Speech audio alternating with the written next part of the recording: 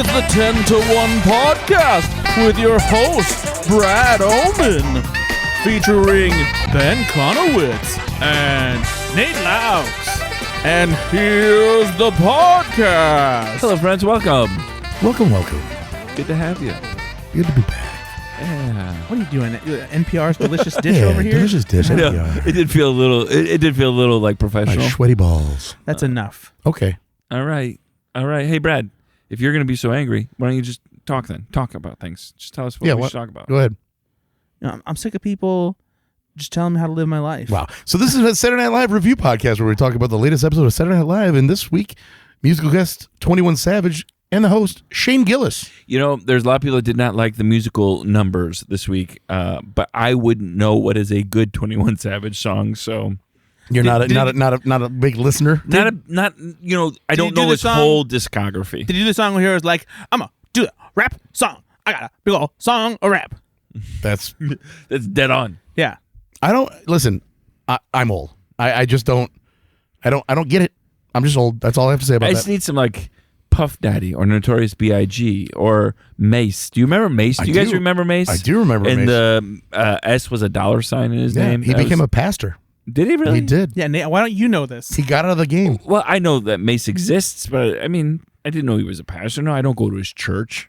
You don't have to go to his church to know he's a pastor. I don't know every pastor. I would have thought that a pastor who's just into music would know that a rapper became a priest or a pastor. Just because I'm a pastor doesn't mean I know all of the pastors. You don't have to know him personally. Yeah, so I mean, if you happen to tune in to Saturday Night Live this weekend and you didn't know who Shane Gillis was, yeah, don't Google it per his monologue. Shane Gillis knew that was going to be a thing. So yeah, if you haven't heard of Shane Gillis before, he hosted somehow. Shane Gillis was once hired as a featured player by Saturday Night Live in 2019. Yeah, and then with Bowen Yang, right? Mm-hmm. Or no, Bowen Yang was his replacement. No, he was hired with Bowen Yang. Yang. I thought Bowen Yang was the one they brought in afterwards. They all were there. And so was that Melissa Villaseñor's year too? No. Chloe Fineman, I think, was the other one. Anyway, so he got hired, and then a few days later, he was fired. He was unhired before because he didn't really actually get fired because he didn't really start to work. So he was just unhired. No, but he got hired. They rescinded the offer. They announced his. He had been hired, and he was fired. Okay. That's semantics. Well, if you read the trades, you'll see that they used both of those words when they describe the situation. Unhired. He was fired. Because there were some racist and homophobic remarks that he had made on his podcast that he co-hosts with Mark McCluskey. Is that his name? Something like that? I've never listened. It's like Shane and Mark's comedy fun bag or whatever the fuck it thing's is called. The #1 podcast in America on Patreon.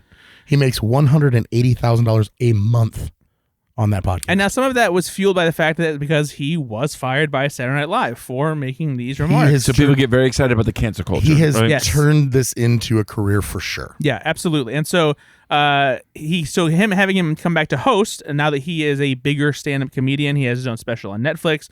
He's been hanging around with the likes of Dave Chappelle, for better or worse.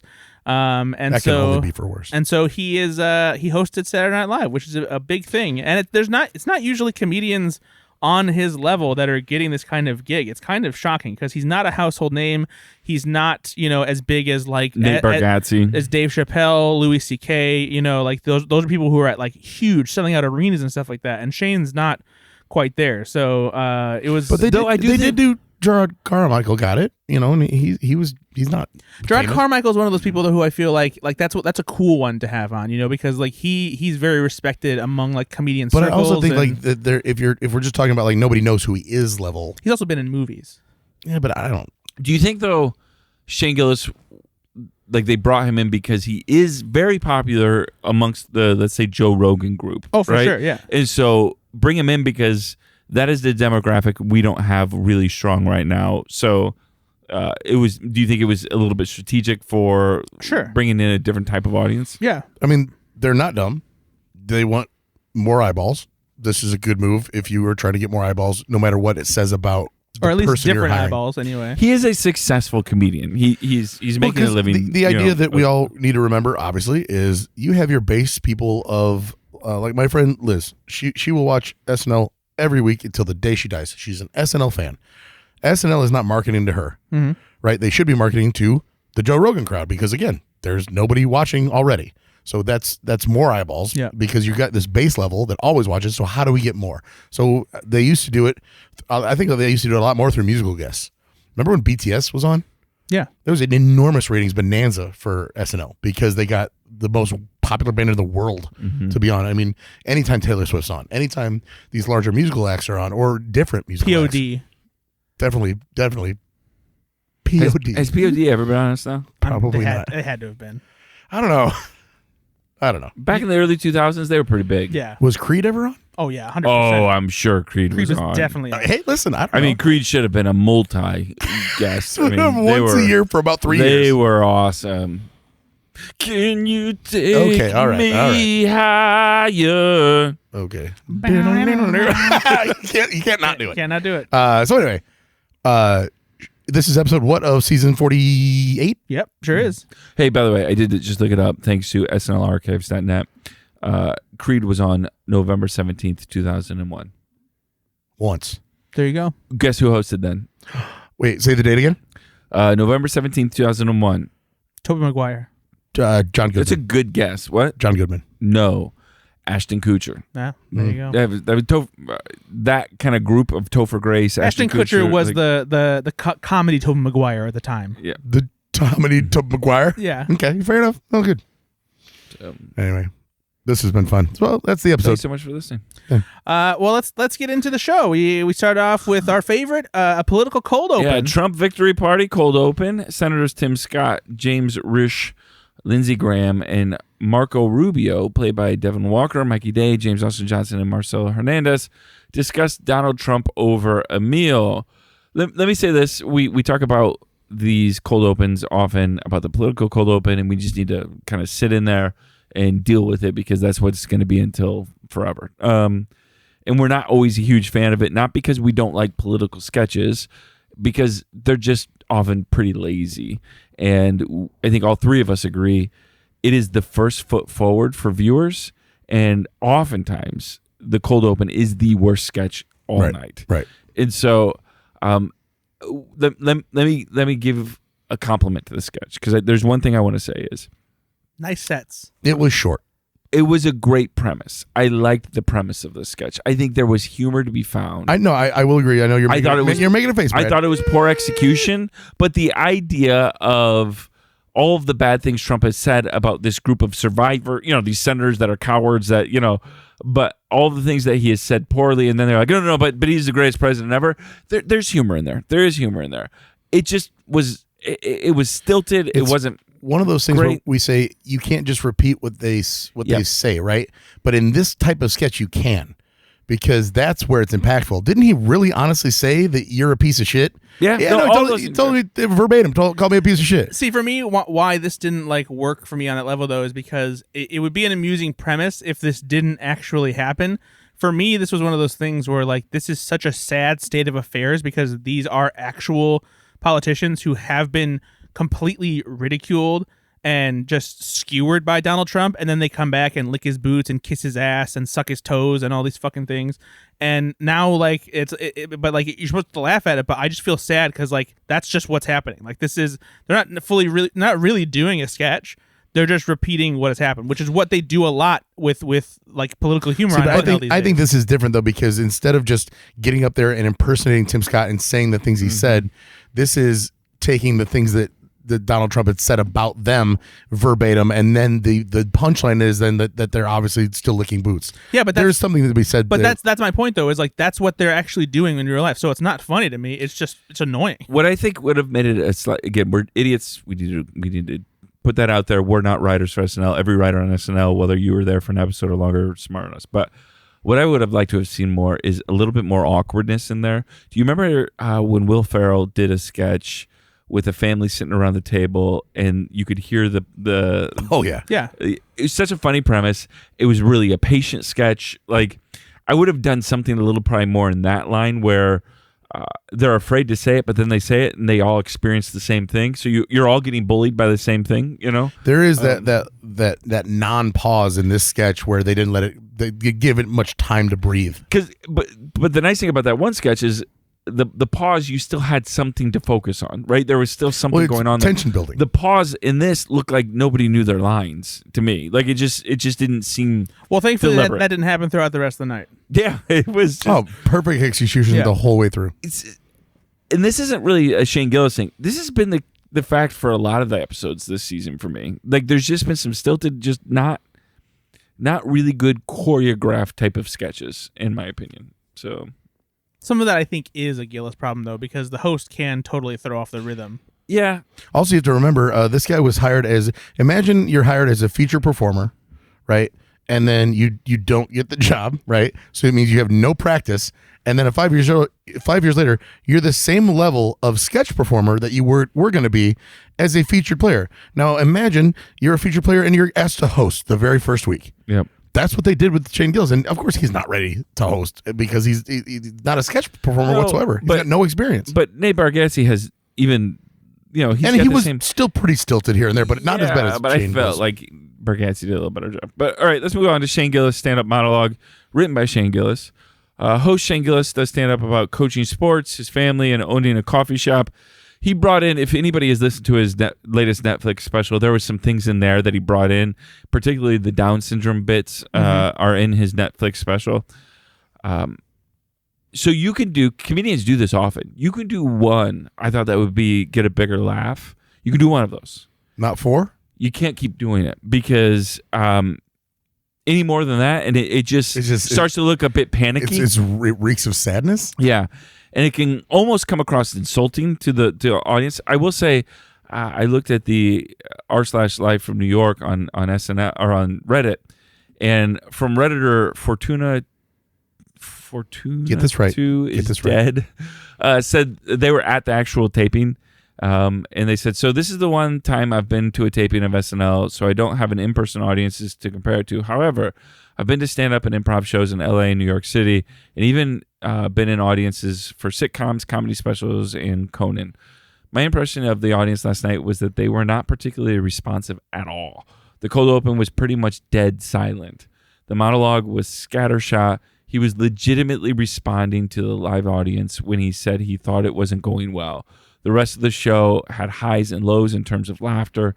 Some sketches and pre-tapes had more robust laughter, and other ones felt like they were just drowning. So it was basically describing every episode of SNL ever? No, it's just like a normal audience? I will say I did feel like when I was watching it, the audience was not really into... Look at the band behind him. Much of anything that was happening. Like even the sketches that felt like they worked, they weren't laughing a lot. I do think it was a tough audience too, and that SNL performers will tell you there are some times where they're hitting the marks. It is a funny sketch. It works online. Online, it goes viral, and honestly, in the audience, it just doesn't work. As painful as it was to watch a stand-up comedian's monologue not go well on live TV on a scale of like a Saturday Night Live, there was something about it that was actually kind of endearing to me because, like you mentioned this in our text thread that we have, where it felt like he was doing pure stand-up. Like he's doing the kind of stand-up that you do at a club, where like if you have a crowd that's not working very well, you are going to bring it up. Yeah, you make fun of it. And he did like make some like decent laughs about it too. He's like, I can tell this isn't going well. I can look see you guys. Michael Che does that sometimes. The lights are really good in here. It's really good, so I can see the people not enjoying my set. Yeah, exactly. Which is a great bit that you would do in a club, and which again in that thread I did bring that up because he treated it like a real stand-up set for real, and because he's a fucking stand-up, that's all he knows. So I did think I agree, Brad. At the same time, the audience being that cold, that's tough. I mean, and again, you're allowed to punch down when it's your dad. Like he was making fun of his dad, and it's okay, it didn't work. Well, I don't know. And I think part of it too, like because his material like touches upon things that people are uncomfortable. Are more sensitive about. They weren't maybe sure if they could laugh at the Down syndrome joke, there are a lot of the joke of saying like you're gay for your mom. I think that's a really funny bit. So, and I normally don't. Every little boy is gay. Is their mom's gay best friend? Yeah, I thought it was hilarious. That's really funny. Great joke. And I normally don't read about SNL at all, but I was so curious as to see like how the liberal, honestly, some of these woke, really crazy, outlandish, like, well, that's not, and it was. They're more to the left of us. I read article after article where it was just like, you're really still allowed to say gay in a monologue. I'm like, oh my God, is this really what we've come to? Like, I don't like any of that. Like, I'm a very big liberal, but I just feel like that's a funny fucking joke. That's not about being gay. Here's the other thing that I pointed out in my review too is someone like Bowen Yang has not been shy about expressing when he is upset about certain people being at SNL. It was very clear he wasn't happy about Dave Chappelle being there. He posted a thing and ended up deleting it about Nikki Haley being there. He's not shy about expressing that kind of thing. Hey, Brad, what did Bowen Yang do at the end, closing credits? They hugged each other. Yeah. No, and actually hugged each other. Up front, in front of the camera, not in the back where it's hidden. He was very happy to see Shane Gillis. And I think that they probably, first of all, have a kinship because they did both get Saturday Night Live at the same time. They probably have been running the same comedy circuits for years because that's what happens when you're a comedian who's just running the gamut. You go to the same clubs, you go to the same places, especially if you're in New York City or something like that. I know it's a hot fucking take to say that Shane Gillis is funny. Yeah. It is a hot take these days because he is funny. He is funny. But the problem is, much like 5 years ago, Tom Segura, his fan base sucks. Right. Tom Segura's fan base sucks. I've been to Tom Segura shows in Indy, and it's a bunch of Monster Energy drinking, dually truck driving. Yeah, you tell them gay F words. What's up? Like that's you got the truck nuts. They believe that what Affliction T-shirts. 100% because they can't afford tap out. Yes, it's 1,000% that, and Shane Gillis has that problem because he's marketing himself to the Joe Rogan experience. So you've got to be these people are. Yeah.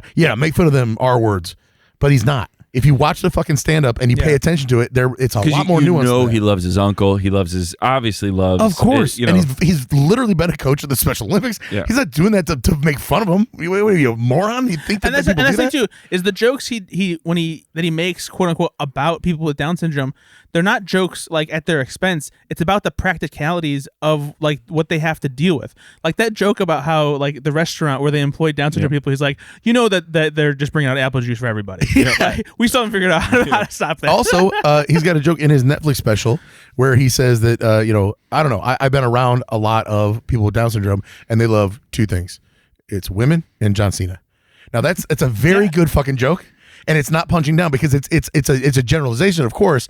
But the fact that like he's been around it and seen enough of it, that's not punching down. Yeah, exactly. It's making an observation, and there's a huge difference there. And we've just lost a lot of nuance. That's all. No, and so like if someone like Bowen Yang is like on the level with him, and the remarks that Shane Gillis was in trouble for were both considered homophobic and racist against Asian people. Bowen Yang is cool with Shane Gillis. He can't be this like villain, I feel like. So and also Bowen Yang will call out anybody that he doesn't. Even the most woke article that I read about Shane Gillis's SNL, that writer even put in context, because I haven't even seen the stuff he got in trouble for. He even put in the context of the article, and yes, the podcast remarks that were made, sure, you can make the argument that he was playing what a bigot would say instead of him actually saying, sure, you could say that. But so it was still, even he was admitting that it's a little murky how that came out. Yeah. So again, is he making those jokes or is he making jokes about people that make those jokes? It's a very fucking fine line. And I'm sorry, in this day and age, you have to be able to get into the weeds with nuance if you want to have a real opinion, to me, to tell me how I think. Especially in comedy. Exactly, because it is so fucking nuanced. It was interesting because there was a lot of former SNL people like Jay Farrow, Melissa Villaseñor, that commented on the SNL Instagram how funny the monologue was. Like they wanted to put their backing behind. They thought this stuff was really funny. And it was. There was a lot of good stuff there, but as we'll see, he's not a great sketch performer. He's a stand-up, and if the audience would have been a little bit more receptive to that type of topic, but to Brad's point, the audience probably didn't understand if they could laugh at that, and they weren't going to be the butt of the joke by accidentally laughing at something like that. I would love to talk to Shane Gillis to see if that's how every live stand-up essentially for him goes. Is you have 10 minutes of awkwardness, and then everyone feels permission to laugh, right, and then they warm up to him because. There are comedians that can do it really well where they push the buttons. We've said this on I don't know if it was on this one or if it was on our other podcast, Go Fix Yourself. I don't know how Bill Burr does it because he finds a way to get through some of the most controversial things. Famously has one particular performance, I believe, I think it's in Boston, maybe, that all these comedians talk about. It's the one where Bill Burr goes up and it's a festival and they're just shitting on him for like the first 10 minutes and he just leans into it and just yells at them. And then by the end of it, they're standing and applauding for him. Yeah. He's one of the rare guys that can pull that off. I mentioned this, I think, last week. Louis C.K. has said, and again, we're not fans of Louis C.K.'s, what he done and everything, but he did Speak say for yourself. in an interview that Shane Gillis is one of the only comedians he knows that can say what he says and kill at a room in Brooklyn. Yeah, and for some reason he doesn't does. have to be Louisiana or Alabama or these maybe white supremacy hotspots where he'd be famous. There was another poster, I can't remember their name on Reddit, that went to the pre-show. What is the one? Dress rehearsal. Come on, Nate, you host a Saturday Night podcast, buddy. Went to the dress rehearsal and said that the audience was better. And so he did not have to do a lot of the things that he did there. Like, it was clearly he was feeling it. Like, Gotcha. there was some, right? I thought that joke would kill in the dress rehearsal as well. So he knew that joke wasn't going to do well. But he didn't have to quadruple down? But he didn't do it 10 times. Gotcha. Yeah. Sure. But all right. There you go. So, yeah, I thought for all its problems, the monologue did have some good stuff in it. Obviously, the audience didn't go with it very well, so it felt awkward. It felt stilted. And I do wonder if it kind of informed how he felt throughout the rest of the night, because it's not going to give you a lot of confidence. Yeah, it felt, and maybe he's just not that great of a sketch performer, to be honest. At least when it comes to live stuff, and we'll talk about that as we get on. So let's get into the sketches. All right, Church on Vacation, written by John Higgins, Martin Herlihy, Ben Marshall, Ego Wodum, and Asher Ward. Parents, played by Shane Gillis and Heidi Gardner, drag their children, played by Andrew Dismukes and Molly Carney, to church while on vacation in Jamaica. Ego was on it in this sketch. Great performance by her. I didn't dislike. I actually thought Shane Gillis did fine in this. What did you guys think? Brad? Yeah, I mean, this was one that kind of leans into like him being awkward. Like throughout the entire episode, honestly, they utilized his like schlubby white guy energy to its full potential. Kind of in the same way that they used Bad Bunny's lack of like not speaking English very well to its full potential. But I also think that that's the right move. The wrong move is the Jacob Elordi, where they just use the dumb hot guy, and we're lazy about it. Yeah. This seems purposeful in the right way. Does that make sense? Yeah, I thought it was creative. No, too. there was a variety of approaches as to like what kind of like awkward white dude he was playing as well. We'll get into that later, but yeah. And so like it's hearing him speak with the Jamaican accent suddenly very funny. It was Heidi Gardner clearly thought it was funny too, because she kind of laughed at a couple of them. But. So yeah, the pacing a bit awkward, and it's something that you'll notice like pretty much was a problem throughout every sketch in the evening. So like it's hard to nitpick. Again, Donroy King, he retired. There a very long time director. I agree. I mean, but there's been a couple key retirements or deaths. I don't think it's a directing pacing issue. I think some of it is just like, isn't he the one who goes camera 2, camera 3? Sure, camera 2?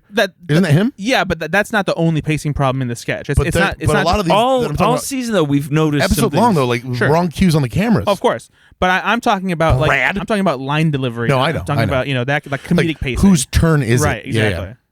And this episode, I will say, Shane Gillis was responsible for kind of a lot of that, where it's like, it's his turn or is it not? It felt his like turn? there was a line or two missed at times. Yeah. And that, of course, I don't begrudge the guy though. He's not a sketch performer.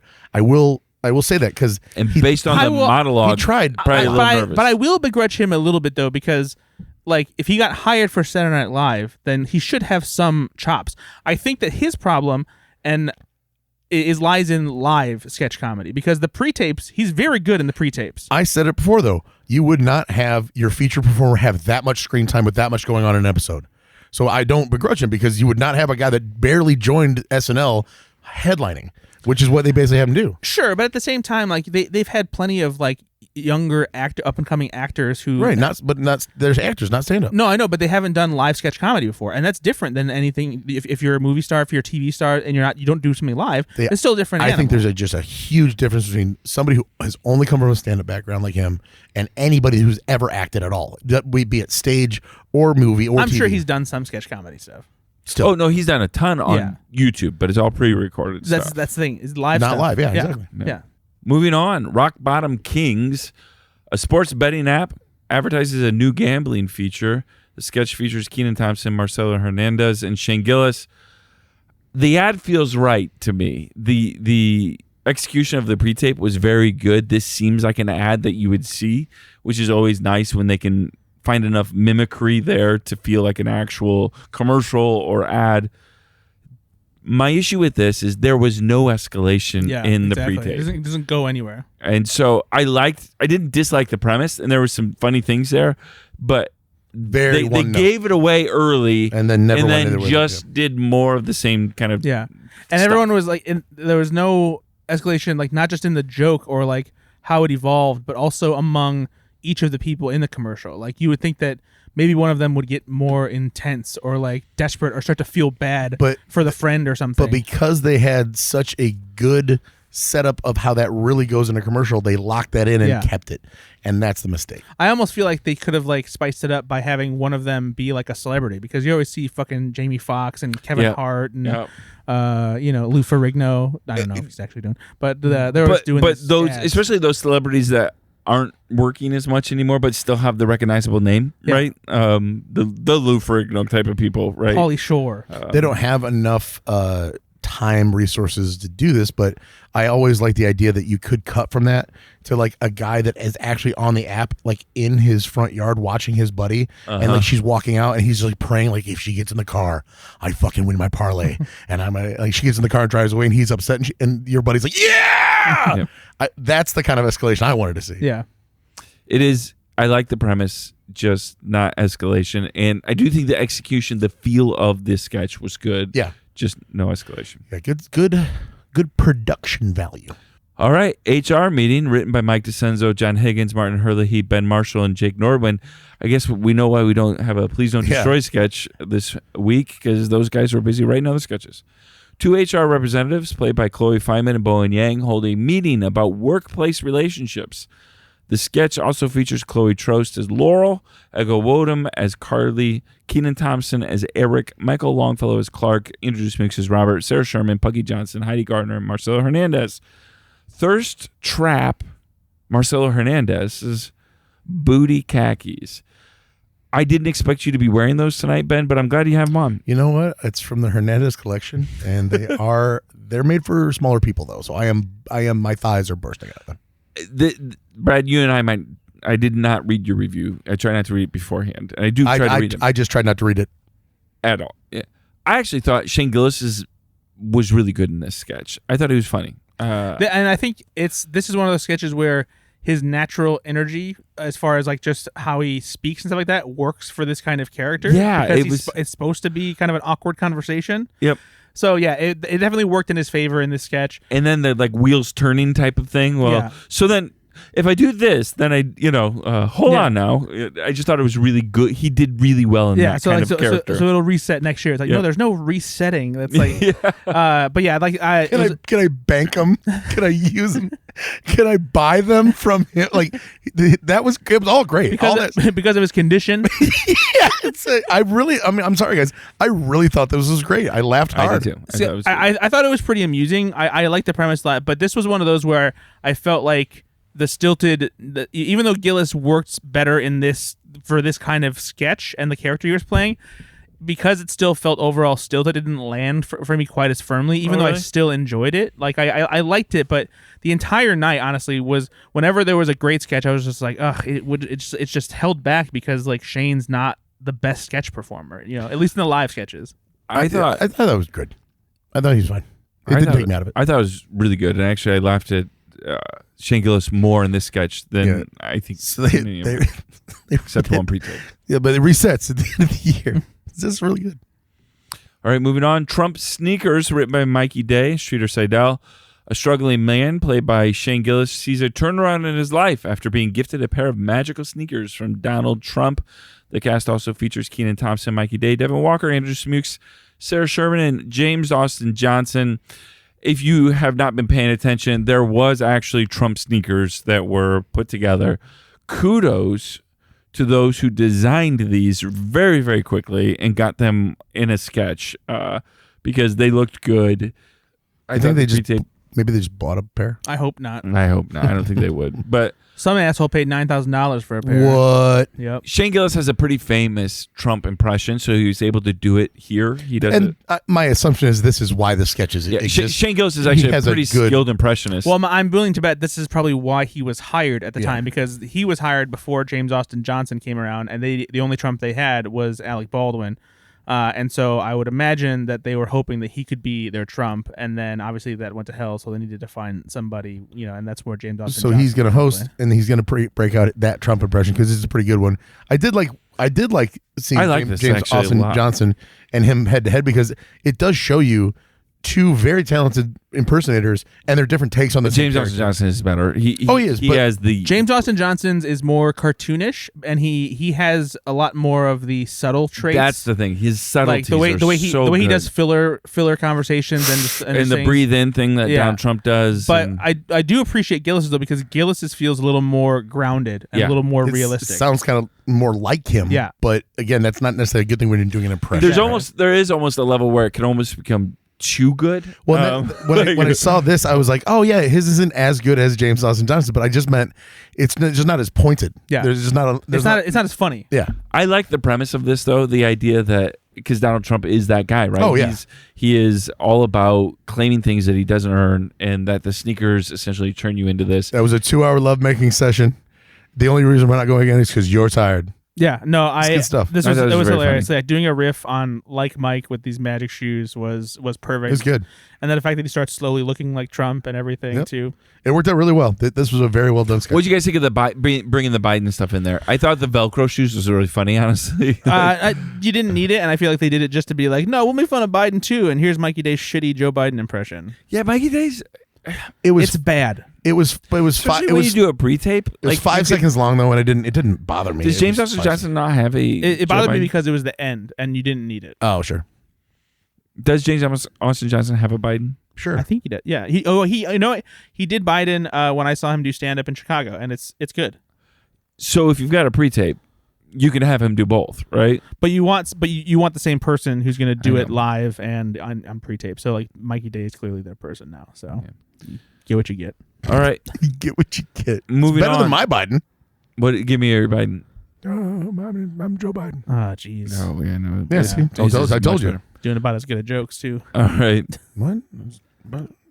The Floor game show contestants. Is this a real show? It is. Played by Shane Gillis, Bowen Yang, Heidi Gardner, and Ego Wodum, compete for a cash prize by identifying as many photos as they can. But they don't just show you photos, right? The show also features Michael Longfellow as Rob Lowe, not doing Rob Lowe. That's a little. To be fair, the only way you can do a Rob Lowe impression is if you do Chris Traeger from Parks and Recreation. Otherwise, which I would have done, honestly. I would have tried to do some of those. He did a little bit of the cadence though, because I saw a little bit of it there. I think it was great. This was the. Hey, you know what? And do your Rob Lowe? Yeah, do your Rob Lowe impression. I'm not an impressionist. Now it's harder. Okay. Now it's so much harder. Yeah. The oddest and most abrupt ending of the night. Yeah, someone let an unfinished script get onto the show. So weird. Yeah, it's so weird. It's such a mess. And like, I think that what made it extra frustrating was that we've seen premises like this executed far better before, where somebody doesn't understand, like the racial nuances of history and things like that, and other people. There was something that was kind of funny about the way Gillis was just casually going through. Pass. I thought he was funny in this. Love really him. Go Warriors. Pass. Yeah, because he's like knows enough, and then his defense is like, I just didn't want to get it wrong. Yeah, because that's worse than being racist which and is not hilarious, right? And you've all been in these positions where we forget things because we're under the pressure, and I don't want to be wrong. I don't want to be wrong here. I don't want to be wrong here. Still, I think he did pretty well in this sketch, actually. Yeah, Ego Wodum's part, she did fine, but it didn't have the same effect as what Shane Gillis's did. So the escalation there kind of lost a little momentum, and then the sketch just fizzled out. What was that? I have no idea. Yeah. Was there some? I don't know if you've watched the sketch, like rewatched it on YouTube at all, but if you rewatch it, you'll see as soon as they fade, you'll hear Shane Gillis laugh. So I don't know if there was something there that didn't work out. Something didn't work. Yeah, exactly. You just hear him kind of do his Shane Gillis laugh. He did it a couple times though at the end. Yeah, it's like as soon as the sketch was over, he was like, "Okay, come on, everybody, let's go." It happened in the sex doll one too. Yeah. We'll get to that. We'll get to that. Yeah. Oh, okay. Weekend update: Trump wins South Carolina primary. Biden raises $56 million for campaign. Weekend update: anchors Colin Jost and Michael Che tackle the week's biggest stories, like the Alabama Supreme Court ruling, frozen embryos are children. Well, let's talk about the breadometer. So really quickly, Brad, get on your Calculator app thing now. Calculator app right now. And because put your number. Because we don't believe that maybe you're not doing it right. We've been friends for a long time. We still don't trust you. Yeah.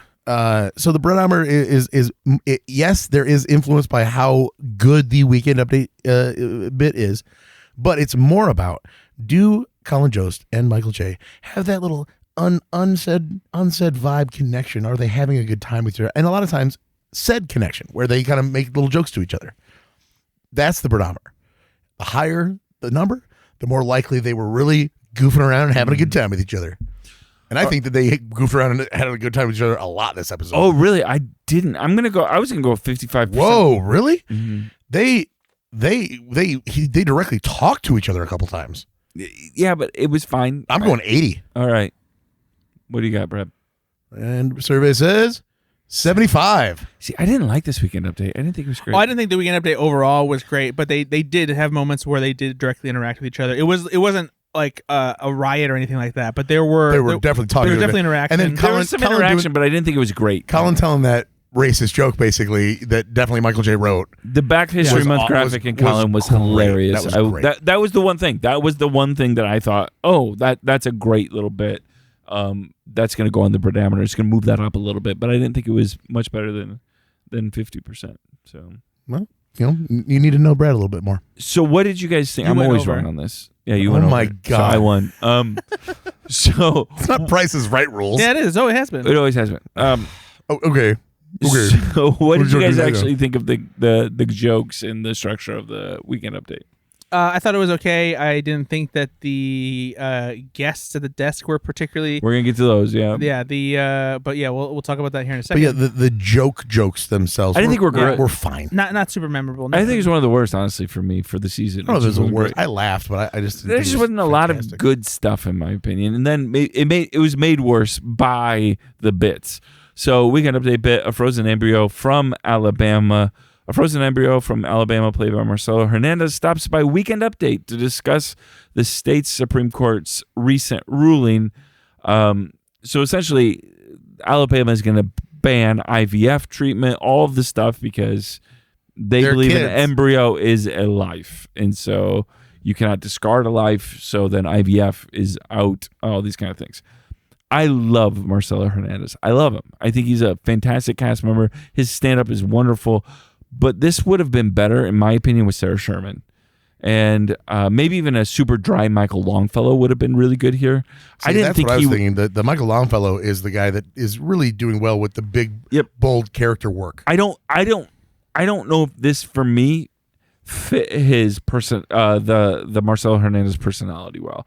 What did you guys think? Yeah, there wasn't really a lot of sharp writing here, like especially because they kept repeating that. Wait, how do you know this? And it's like, yeah, we get it. He's a fucking embryo. Move on. Find a different joke to make. It just wasn't all that great of a bit. Like they spent so much time on this, and they didn't really have anything strong enough to like drive it to make it worth it. They've done these things before, where there's been a major change in human rights or women's rights. And then Cecily Strong's going to come on and do something that weekend or something and do commentary. Even Michael Longfellow as a cigarette butt was great. This did not meet the moment, I don't think, and the comedy wasn't great. What did you think, Ben? No, it was, to Brad's point, right? How do you know that? And then it's the same kind of like, oh, I don't know what I know. But a couple jabs at Colin, like, I'm just an untalented white blob. Like, sure, but if you're gonna do that and attack Jost, then let me hear Sarah Sherman doing it. And nobody gets to say this just in on the Weekend Update desk anymore, unless it's Sarah Sherman, right? Because she owns that now.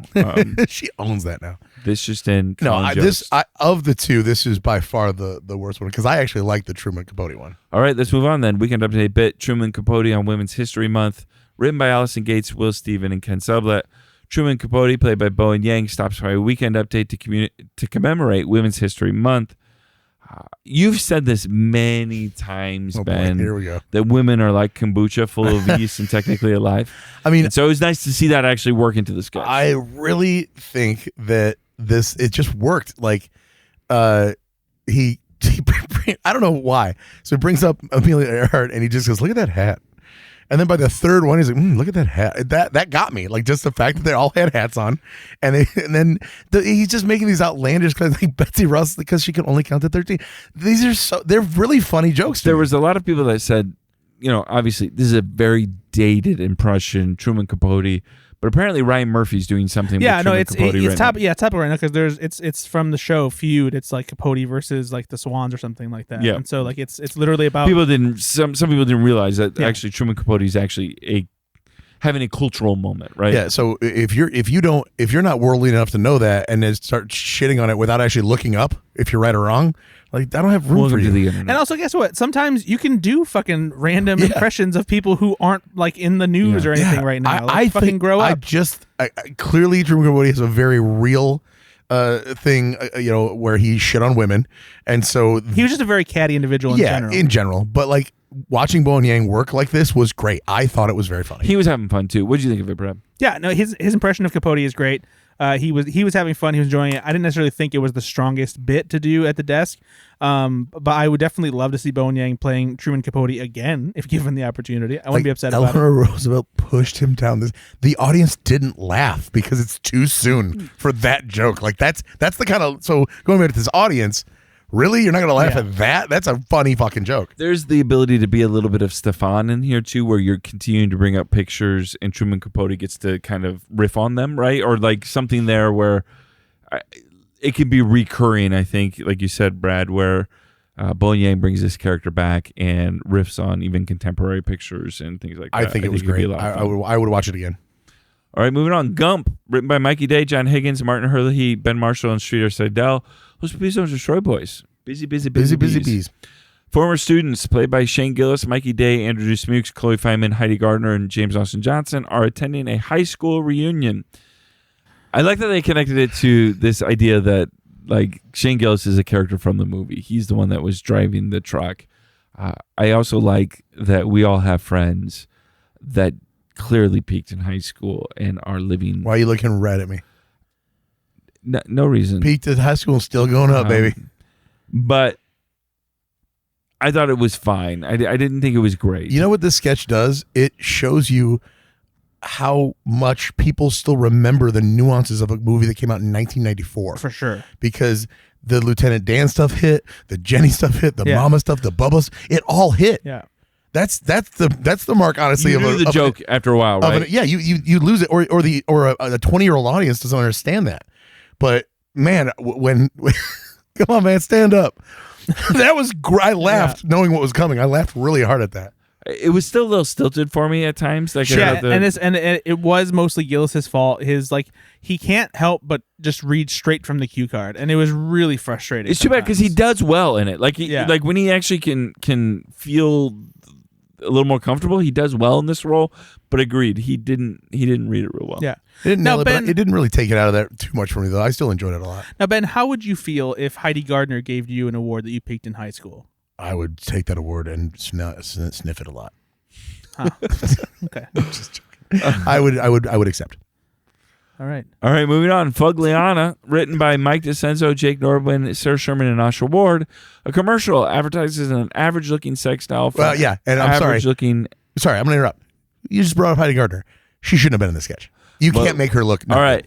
The sketch also features James Austin Johnson as Robert S., Mikey Day as Doug Z., Andrew Smukes as Michael A., and Sarah Sherman, Heidi Gardner, Punky Johnson, and Chloe Feynman as Fugliana dolls. I honestly think all four of them have a hard time being ugly. Of course. When I was watching this sketch, you know what I thought is how do I get one of these? No, I think Kyle Mooney. Yeah, Ben was infinitely excited when he saw Heidi Gardner had a sex doll. I messaged Brett. I think Kyle Mooney would have done really well as one of the guys in this. That's just mean. I honestly don't think that some of them did an awkward guy really well. James Austin Johnson doesn't do an awkward guy in here real well, I don't think. I think Kyle Mooney's awkwardness, where you almost believe, that he is. They don't all have to be the same, though, and I appreciated that they were differing levels of average kind of weird dudes. Yeah, I felt like this was a sketch that Kyle Mooney would have excelled in, and I kind of missed him in this sketch. What did you guys think of it? Yeah, this was one of the ones that I liked more, I think, than the others. And it was very Sarah Sherman-y. Yeah, and I think a lot of the laughs came from watching the women and their physical comedy, just the way that they like. Punky Johnson just and Mikey, not now. They just slowly lean over and fall over. Sarah Sherman was especially like making Gillis break. And so yeah, it was a lot of fun watching them do the physical comedy and then having the guys be awkward, and like just the premise was fun, and it worked better as a live commercial than it would have if it was a pre-tape because of that. Yeah.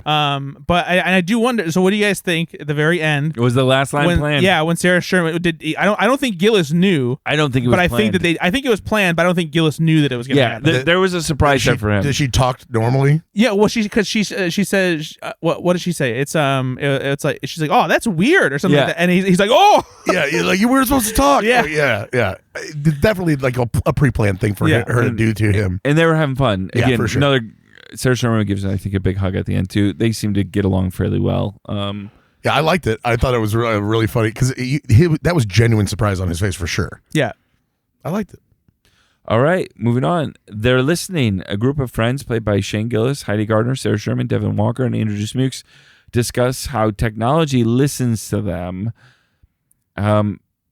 This one's most stilted of the night. Yeah, this was the one that I truly felt that like there was something really funny here. And it wasn't always Shane Gillis either, because somebody else missed their line, and it was really, well, I think Shane Gillis missed one line, then Heidi Gardner just moved on to her line, and then it just there was like a ripple effect. And because Shane Gillis's character is supposed to be reading from his phone, and instead he's looking up over like in the corner where the cue cards are. Yeah, there's technology now, guys. Just put it on the phone. It did put the lines on the phone. Yeah, that is a good point. It did seem like this was the least rehearsed. I do like the premise, though. I have seen people complain on my, forums and stuff like that. No, it's happened to me about the ads. Where like, can we get the site to change these ads? Because I'm getting like porn ads and stuff. I'm like, dude, because of your search history, right? Like that's how cookies work. But yeah, I like the premise of that. My mom thinks that the phone's listening. It's like, Mom, it's not listening. But what it is doing is reading your text messages and reading your best friend's text messages and reading your brother's text messages and your son's enough text of that. And if I text Alex, my brother, what we should we need to get Mom a koozie for her cup for Christmas, my mom's going to start to see koozie ads because clearly that's how that works. I will lean into a little bit of the conspiracy side of this though, because go on. There have been times COVID wasn't real. No, when ads have popped up and it's been for things that I have not texted about recently, but were mentioned in a conversation with somebody. And if that person at all texts anybody else about that subject whatsoever, I was talking to Brad the other day, we talked about it'll show up on your thing because the internet knows you're connected. I don't believe that. That's so much easier than if your phone is listening to you. That doesn't make sense. No, that's not true at all. It's way easier to think that the apps are just listening all the time. No, we're not getting into this, but the level of data that these companies have on everybody, and the level of how much they know people, like they know that you and Charlie Young are very good friends. Yeah, because they're listening. We get it. Thank you, you, Ben, for telling me. Yeah, they're listening. It's not how data works. Not how it works. Phone calls are data, buddy. I don't think they need. They literally charge me for data. Exactly. They don't need to. No, but they do. So they are. All right, that is the episode. We do have one cut for time sketch. Which should have easily been in the show. We're gonna get into that. Yeah. So if you go to the SNL YouTube page, any sketches that they cannot reuse, usually because they have the host in them, right? They've recorded them in dress rehearsal and they will put them on. You know what? YouTube I want to start to see pre-tapes featuring old hosts in new episodes. Like, hey, listen, this one's not going that well. Put that Shane Gillis one in. All right, Limu, Emu, and Doug, written by Streeter Seidel with assists from Rosebud Baker and Stephen Castillo. In this Cut for Time sketch, things go off the rails when Limu, Emu, and Doug, played by Shane Gillis, from Liberty Mutual, try to help a customer, played by Marcelo Hernandez, with insurance. Such great puppetry in this sketch. Mm-hmm.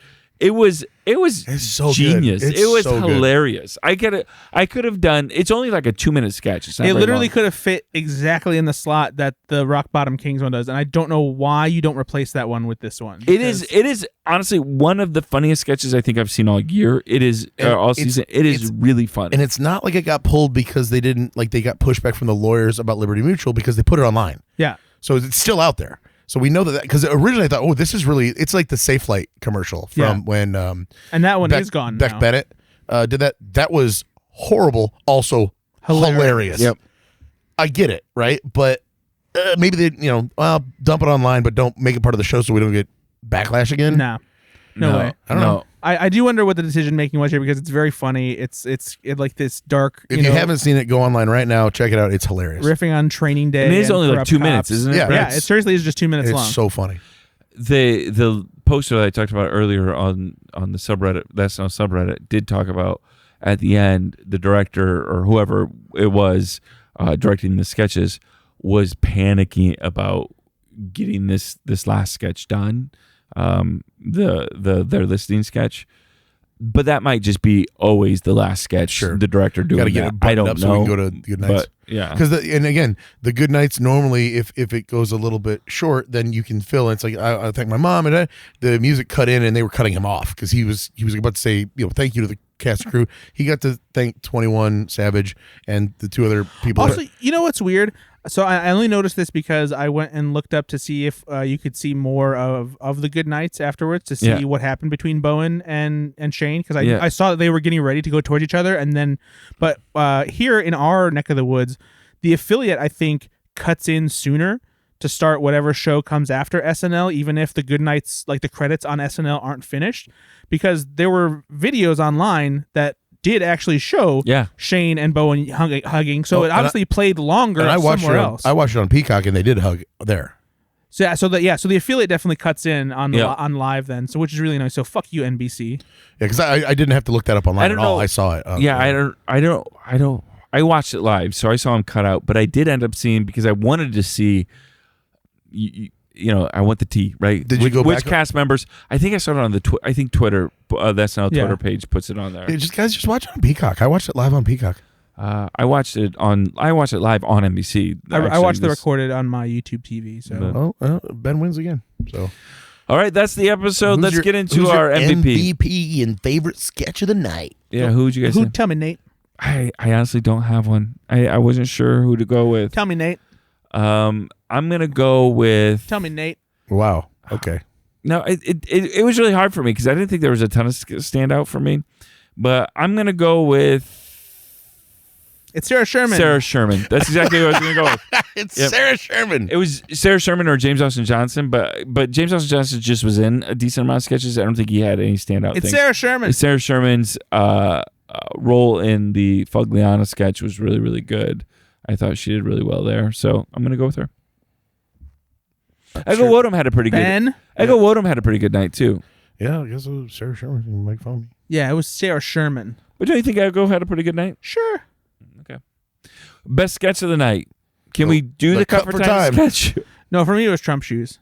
You like that better than that Cut for Time? Yeah.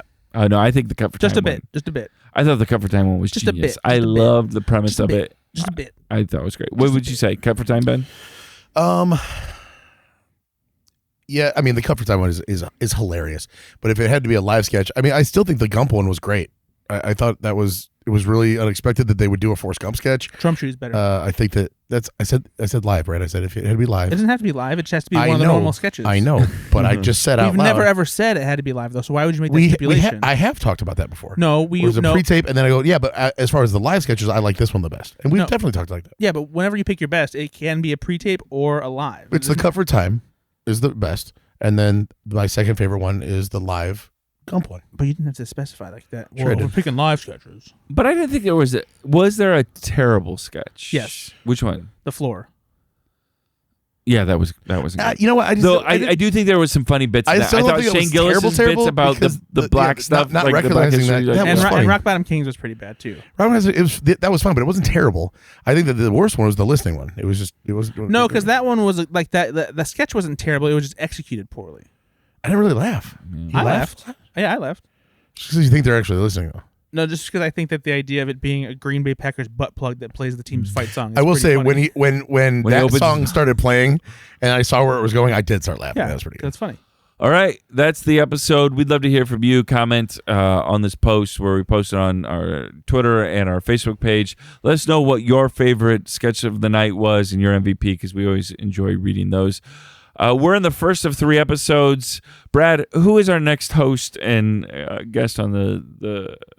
It's called Saturday Night Live. No, I was going to say on the podcast. I'm like, I don't think she's coming on, though. I don't think we've confirmed that. We will be back after the March 2nd episode, and it will be Sydney Sweeney, the star of the blockbuster hit Madam Web, and she will be joined by musical guest Casey Musgraves. Both of them, not hard to look at. I will have a lot of euphoria watching that show.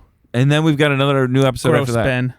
It's the show she was on. I know, but you're talking about masturbation. I'm not. Yeah, you are. I'm not. I know you're talking about a big blast. Whoa! What are you doing?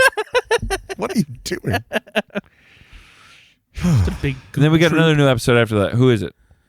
We'll talk about it after the next one. No, It's Josh Brolin and Ariana Grande. Jesus, you gotta spoil it, don't you? Just let people live. They've for a week. announced both the episodes. Yeah, they're Yeah, out but just there. let people live for. We're a an week. SNL podcast telling people about SNL. Yeah, we don't have to ruin it though. Like, Why is that ruining it? It's not ruining Spoil it. anything. They'll find out next week, man. Just like give them something to look forward to. Nate, can I talk to you here? Yeah, please do. Do you want this to just be me and you from now on? Do we really? Do you remember when you was Yeah, do you guys want to have zero listeners? when we were- do you want to have when- zero no, we listeners? killed you it. want to have a podcast about SNL where every time they start, they don't know how to start the fucking show? I thought we did fine. Yeah. All right. Well, I want to thank you so much for listening. One podcast I'm gonna jizz. your host, Brad Oman. Wow. All right, we've got another podcast, Go Flix Yourself. If you want to listen to that, go to goflixyourselfpod.com or just find Go Flix Yourself wherever podcasts are found. Brad, where can people find you online? You can find me at Ethan_Anderton on Twitter, or I review new episodes of Saturday Night Live on slashfilm.com, usually on Sunday late morning, sometimes the afternoon if I'm feeling a little bit tired. But you can check out a full review with even more of my thoughts on the episode on slashfilm.com. Ben, you got anything to add? Nope. All right. Thank you so much for listening. We're going to be back next week. Again, it's such a joy to do this show with you. We love all of the feedback we get. If you're not following us on social media, please do. Give us a rating if you can. It helps us out, and it helps share this podcast with other listeners. Well, we got a couple hundred listeners, right? Yeah, we do pretty So well. yeah, listen. If you're listening, you're not alone. You're not the weird person listening. There are literally dozens, if not hundreds, of you. Yep. Except for you, Todd. You're weird. All right. Sorry, Todd. Everyone else, be good to yourself, be good to others. Bye-bye.